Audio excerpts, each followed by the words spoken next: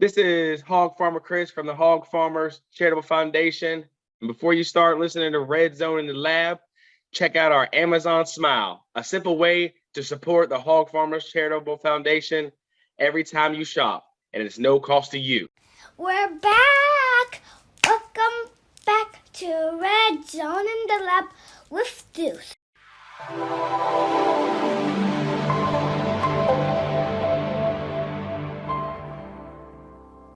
Welcome to a brand new season of the Red Zone in the Lab podcast, where nothing is off the table. We will be discussing entrepreneurship, education, Black history, health, movies, family, and of course, sports. So do yourself a favor, make sure you like, subscribe, and follow on all social media platforms, YouTube, Twitter, Instagram, and Facebook. And of course, you can always visit us at redzoneinthelab.com.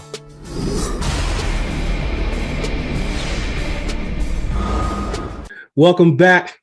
This is Red Zone in the Lab podcast. I am Dion Deuce Blackney, and joining us again is Mitch Tischler, Washington Football Talk Pod, host and also videographer of NBCS Sports Washington. Mitch, how you doing today, buddy? I'm doing great. How about you? I'm doing good. So before we get into some football, how was your summer? I know we had that July break, which was kind of stretchy, but it's always busy in Ashburn. Dude, it's never quiet in Ashburn. It was a busy summer, but it was a good summer. Got to get away a little right before training camp. I was out in Iceland for a couple days, which was that's pretty cool little getaway. And then, summer for me, it's like I feel like it's almost like you're a teacher. Like once training camp starts, I tell my friends, my summer is over. I'm not available anymore. Like that's when the busy season starts, and it's the best time of the year. It's so fun to be out there back around football again. So it was a good time. Yeah, that sounds great. Teachers, boy. So let's get into a little bit of football. Training camp is over. Week 1 is in the books. A victory. Hail Commanders. But one of the things I wanted to talk to you about, which is not getting a lot of attention thus far, is the return of Chase Roulier. How important was he to that offense this past Sunday? I mean, I got to be honest, aside from the quarterback, he's probably the most important part of the offense, which is crazy to say, but you look at the way the Commanders constructed their offensive line, and he's the only center that's on the team. And the guy that I think they tabbed as potentially a backup center in case, worst case scenario happened, Wes Schweitzer, he hurt his hamstring, and Trey Turner had to go in and play guard for him. Had something happen to Chase Roulier, I think you'd be looking at probably Sadiq Charles going in there at center, and that's not a great look for a guy who played tackle all through college. They started working him into guard, as he's come to the NFL, and he's kind of split time between guard and tackle. And just this year, he started playing a little center. Chase Roulier is the glue that keeps that offensive line together. I mean, with all the changes that they've had over the past 2 years, and the tackles have been pretty solid, but there have been so many injuries amongst those guards. He's the guy that keeps them together. And when you look at that game on Sunday against the Jags, I mean, they ran 4 different guard combinations. You had Wes Schweitzer, you had Andrew Norwell, you had Trey Turner, and then you had Sadiq Charles. I did see him there at one point. I knew I haven't watched, but I knew I saw Sadiq in there. Norwell got dinged up. He missed a series or two. Then he had the back-to-back illegal hands to the face calls. He didn't have a great Sunday, and they brought in Sadiq for a couple series there. I think if you have a rookie center in there, and it's no, disrespect to a guy like Keith Ishmael, who's been kind of the backup center the past 2 years. But even if you bring in a guy like that, I think the offensive line struggles. And having a veteran center that knows this offense inside and out, knows all the calls, and can help out, he helps out Carson Wentz so much in terms of what they're doing up front. He's, like most offensive linemen that aren't the big, sexy left tackles that, go out and make plays, they go under the radar. And I think that's totally fine for a guy like Chase, but he was super important on Sunday and is a huge piece to this team. Yeah, I totally agree. So the Carson Wentz experience has officially begun. What's your initial take of the Carson Wentz experience from Sunday? I think it was Pete Haley on our podcast called it cocaine football. And he's not entirely wrong. I mean, this is a up and down, left and right, twists and turns. You never know what you're going to get. I mean, that second interception that he threw to Trayvon Walker was just a unbelievably athletic play from the rookie. Mm-hmm. There aren't a whole lot of guys in the NFL that are going to make that play. However, the play happened, and there were 2 throws in a row where he threw those interceptions. But when they made the trade for him, I think you knew you were going to get a guy who was going to be a better quarterback than we've seen in Washington since Kirk. And honestly, I think he's going to be better than what Kirk Cousins was. He might make more mistakes because he takes more chances, but he's a guy that's going to move the ball up and down the field. And this national narrative that there were backup quarterbacks around the league that were better than him, CJ Beathard, ranking 34, like get all the way out of here with that. I think the same thing happened a little bit with Antonio Gibson. Folks got super excited about Brian Robinson and forgot that Antonio Gibson is a good football player. He fumbled. He had some fumble issues, which is certainly a big issue, but he's a really good football player. I mean, he's a guy who moves this offense. So as I look at what Carson did on Sunday, I expect that this is what we're going to see most Sundays. We're going to see the highs of, the 49-yard pass to Terry McLaurin, the incredible end of game throw to Jahan Dotson, which may have been a better catch than it was throw, but that's exactly what Carson Wentz does. Is he found one-on-one coverage for Jahan. They knew they had the double move, and he gave his receiver a chance to make the play. There haven't been a whole lot of quarterbacks here in DC over the years that have been willing to put themselves out there like that and throw that ball up, because honestly, that's putting a lot of faith in a rookie wide receiver, right? It's a 50-50 ball that he's throwing up in the air, and he's hoping that his guy is flat out better than the other one. Too many quarterbacks are concerned about the vanity of their, touchdown to INT ratio and public perception and, all this stuff. Carson was out there to win the football game. He wasn't out there to make himself look good or to, put up sexy numbers. He was out there trying to win the football game, and making that throw in that situation is ballsy, is what you want out of a starting quarterback. And so you can hate the mistakes that he makes, because there are plenty of them, not just the interceptions. From time to time, he gets a little bit lazy where you see his footwork get out of line, throws sidearm, throws, some of these weird passes. But at the end of the day, when it came down and it was time to be clutch, he made 2 super clutch throws to Logan Thomas in the fourth quarter. One of them, I think 2 plays later, was a Terry touchdown. The other one was a 3rd and 12 or so, and he hit Logan for 17 yards, and 2 plays later, he hit Jahan for the game-winning touchdown. So you can be frustrated about things with Carson Wentz. And certainly as we go, there are going to be head-scratching throws, but the dude's a gamer, and he's out there to win football games. And I love the I don't give a F about, about this sort of thing going forward. So it's going to be fun to watch. Yeah, I enjoyed it. And that's something that you guys and everyone else and all of us have been talking about all spring and summer, that this is who we're going to get. So some of the fans that's surprised about what happened on Sunday, I'm very disappointed in them, because obviously they're not listening, right? They're not listening. They're not believing that this is the type of person that we're going to have. You're going to have to live with it. He's going to, like you say, he's a gamer. He's going to want to win. He threw that first interception. He went over to the bench, said, hey, this is my fault. It seemed like he went to the whole bench, the defensive players too. And so, hey, look, this is my fault. I'm, go back and get it back. And of course, that second interception, but that throw that you kind of talked about too, Jahan Dotson, the out and up didn't really work. I mean, the cornerback was with him the whole time on that route, but Carson threw it anyway. And he threw it, and Jahan was a better person. So all that we had about him and Jahan having this type of chemistry and him trusting him over the summer, and Terry not being there, I think that benefited a lot, especially on that pass. And to Jahan's credit, on that play specifically, so many times when the ball is up in the air and it's 50-50 ball, receivers turn and look for the ball, and they let the DB know that the ball is coming. He did. Jahan was a savvy veteran on that play. Like, we talked about Terry McLaurin when he was a rookie. Some of the plays that he made were plays that, 5-10-year vets, make, that you kind of learn as you start going through the NFL circles, how to trick DBs, how to deke a linebacker, whatever the move is. That play was exactly the same thing that we saw from Terry in his rookie year. Jahan waited for he ran his route. He saw the ball was up in the air. He waited till the very last minute, turned, and made the play, and that he didn't give the DB a chance to turn, find the ball in the air, and make a play, and that's why they scored. And hats off to Carson for making the throw, and a big hats off to Jahan for being a beast on the other end. It was like you said, it was butter. It was a vet move because the cornerback seemed like he thought it was just like a regular running play. He was just trotting down, and then by the time he noticed, it was too late and it was touchdown. But man, Jahan Dotson, he is the real deal, and I am enjoying Carson Wentz a lot. I had my first "oh no, Carson" moment in the fourth quarter when he overthrew Dak's Milan in the fourth quarter. I think it was the last drive when he overthrew him. Could have had an easy first down. That was my first old Carson moment. But other than that, Won't be your last. Yeah, I know.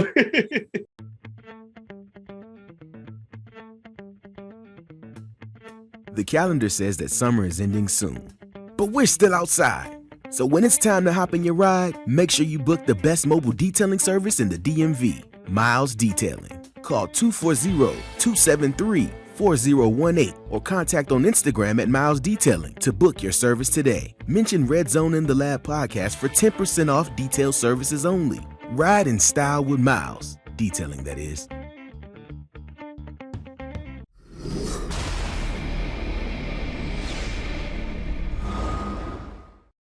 Welcome back to Red Zone in the Lab with Deuce. So what about Curtis Samuels? I kind of think about, it seems like they really wanted to get him involved early. It seemed like they scripted some plays for him early to really get him involved. What do you think about the performance from Curtis Samuels? I think they should get the ball to Curtis as much as they can, especially looking at what he did in the first half when he got the ball. He was elusive. He was untouchable. He was everything that the Commanders fans were hoping and thought he could be when he came here last year. I mean, he was electric, dynamic. He was the most athletic player on the field. And it was incredible to watch. And I think it's been a lot of fun watching him this training camp and then now into the preseason and now the season, just kind of how relaxed and loose he is. I loved it after that when he scored that first touchdown. He was screaming, I'm back. And I just I love that. During training camp, we had him mic'd up for a practice. Yeah, that one was awesome. He was fun, man. He was just kind of like loosey, like he was serious when it was time to be serious. And during special teams periods or other periods that he's not as involved in, he was having fun with the guys. He's dapping everybody up. He's talking to the receivers. He's talking to the DBs, O-linemen, Ron Rivera. He's a really personable guy. And I think last year was so tough for him. And he was just getting beat down left and right for, being soft and not playing and, whatever this injury thing was. And he didn't get an opportunity to be Curtis Samuel, to be the guy that he was. And that was one of the things when we kind of talked to Terry this preseason or this OTA minicamp period about Curtis, as he talked about how free and, it was more like the Curtis that he remembered from Ohio State. And I think we're starting to see that. Now, obviously, all this is contingent on him staying healthy and, being able to be on the field. But I think we're going to see this out of him all season long. I think that's the best thing that Scott Turner does is he puts these guys in motion pre-snap. He puts them in, situations to get, bad matchups with the defense. And when you have two guys like Antonio Gibson and Curtis Samuel, who you can line up anywhere on the field, you can really put some defenses in some tough situations. And I thought Scott Turner did a really, really good job of that early in the game. And then things kind of lulled in the middle, and then back end, he did a good job again. But I think we're going to see Curtis get, a similar number of touches. They might not come in such bunches early in the game again, but you're going to see him get the ball handed off to him. You're going to see him run, traditional receiver routes, and you're going to see him on these, wide receiver pop passes, these wide receiver screens, little pitch outs. You're going to see him get the ball in a number of different ways. And if he's being as dynamic and as quick as he was on Sunday all season long, he's going to be a problem for defenses, and it's going to be fun to watch. I can't wait to see what Scott Turner can do when all those guys on the field, especially J.D. McKissick and all the weapons that he had. But what do you think happened to the offense? How it kind of beginning to stall during the third, fourth drive? I got to be honest. I think they took the foot off the gas. There's certainly in the NFL there's a need to run the football. I'm not saying you don't run the ball, but they came out those first two possessions and were moving it with ease up and down the field. With a combination of traditional passing plays and then some of those, handoffs to Curtis Samuel, quick pop passes. I love the throw to Antonio Gibson. He lined up in the backfield, kind of cut out through in between the center and guard, ran a little, post flag to the corner, and they hit him for a 25-yard play. Linebackers are not going to be able to keep up with Antonio Gibson running that kind of route. I love the creativity that Scott Turner brings. And I felt like, teams script out their first 15 plays. And I felt like they got through their first 15 scripted, successful beyond belief. And I think probably in Scott Turner's mind, they had softened up the Jags defense. They'd softened up, that front seven who's very quick and can get after the football, by passing the ball so well. And I thought they'd be able to hit him with some quick hitters between the tackles. To me, they can stop what you're doing well. Carson was great. He was moving the ball with ease. He was spreading it around to a bunch of different receivers. Keep doing that. I love they lined up in a 4-by-1. They had Logan Thomas on the right. They had your three big receivers and Antonio Gibson on the left. It was a third and 3-ish type play. I mean, that bunch formation on the left with four guys like Terry McLaurin. I love that play. I love it. And Antonio Gibson. I mean, whoo! When you're a defense, how do you account for all that speed, all that playmaking ability? I mean, think about how many different things they can do out of that formation. And if you overcommit to the 4, I would take Logan Thomas one-on-one against any corner or safety in the NFL. And I'm not saying that he's better than all of them, but in a one-on-one situation, a one-time play, I love that kind of matchup. And most top receivers are going to do well in that sort of matchup. But I love that matchup. So I love the creativity. I want him to, keep the foot on the pedal and keep moving that ball. I feel like Carson could have thrown for 400 on Sunday, and the Jags had no answer for him. How do you think Leno and Sam Cosmi fare? I know Sam Cosmi one get it away from him for the sack and Walker, but other than that, how did you think they fared? I thought they both played well. I mean, that sack was a bad set from Sam Cosmi, and something that he's got to be better at. At the same time, the kid Trayvon Walker is a stud. We talked about the interception.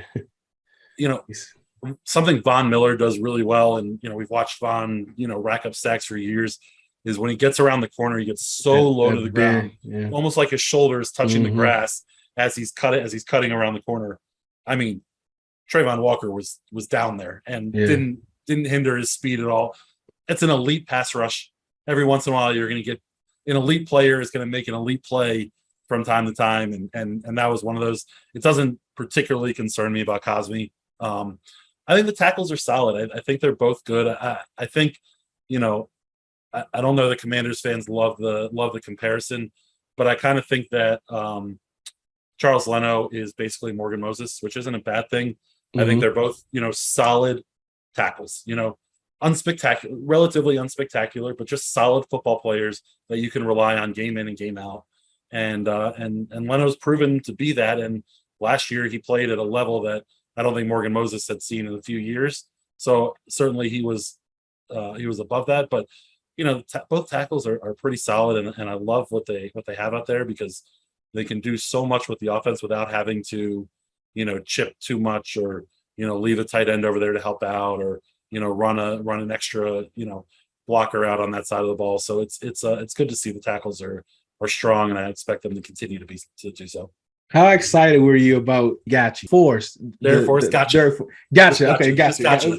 It's one of I remember last year when y'all interviewed him, and he was talking about that. I love Derek Forrest. I thought he was going to have a huge role this year, and I thought he was going to be very good.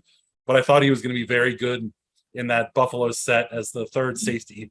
And I thought, because if you look at Cam Curl, his rookie year, he was able to play more of that actual Buffalo Nichols position, a little bit closer to the line of scrimmage, and you saw him make some game-changing plays there.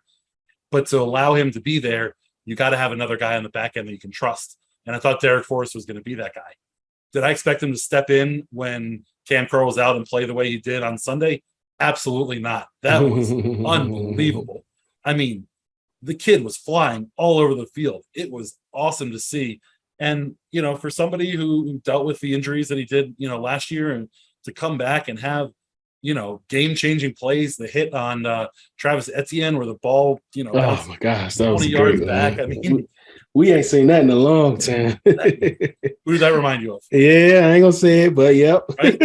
That's you see that play and little. I'm not saying that he's him by any means. Yep. I'm not saying that. Yep. But that one initial play, you got little flashbacks to 21 back there. Yep, that's The true. pick to seal the game. I mean, I just I was so happy for him. It was great to see, and I was super excited about this safety group because I think they're going to be the best group on this defense, and to have to have their best guy not be able to play week 1 because of a thumb injury and have his backup come in and play as well as he did.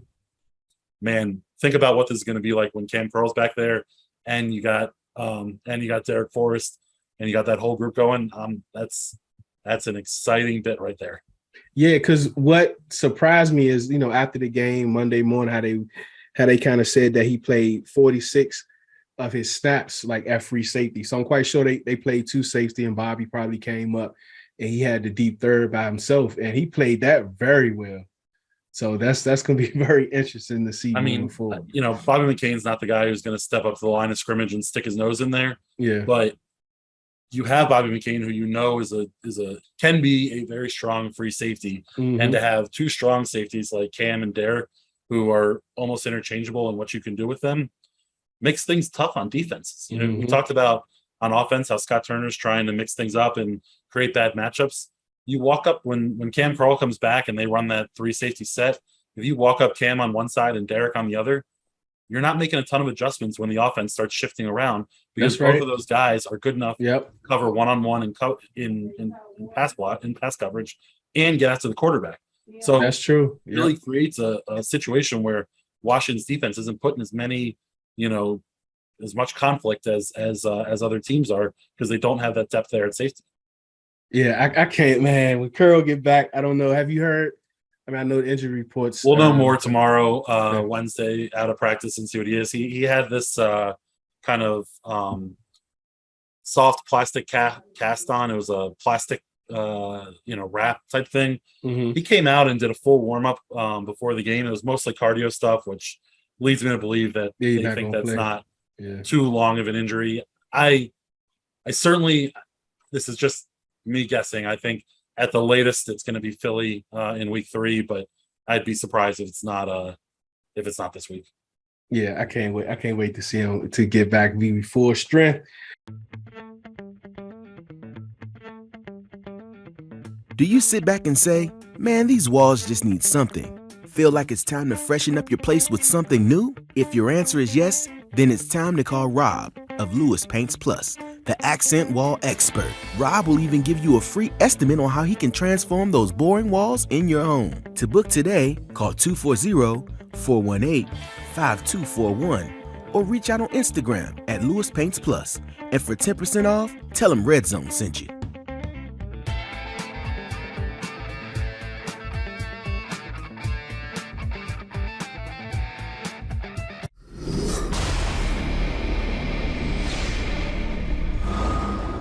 Just a few more things, Mitch. As far as like a grade, like what type of grade would you give Scott Turner for game 1? They won the game and they were explosive at times, so it's hard. You can't be harsh on them. I think I'd give them a solid B, and I give them a solid B. And over the past 4 years, this offensive performance would have been an A+. Compared to those teams. So if you compare it, it's like a really tough grade to give them only a B because they did win. They did score 28 points. They did move the ball when they needed to. I mean, we scored on the first drive, which we usually never see. Second drive. And then we scored on the second drive, we've never seen. The last time that Washington scored on their opening 2 drives in a season? 1991.